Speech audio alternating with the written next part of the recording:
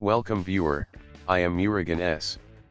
This video tutorial describes Action Center not opening fix in Windows 10. First method is, right-click Taskbar, Task Manager.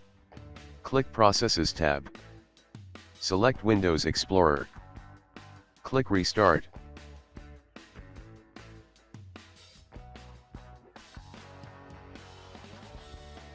Second method is, type PowerShell in Windows search bar. Right-click Run as administrator. Copy command from description and paste it.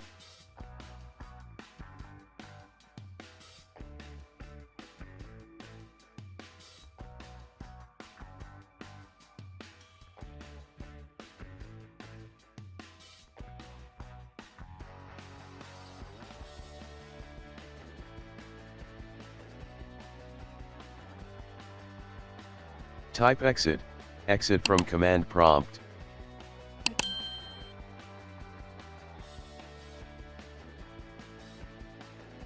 I hope this video tutorial helps to you.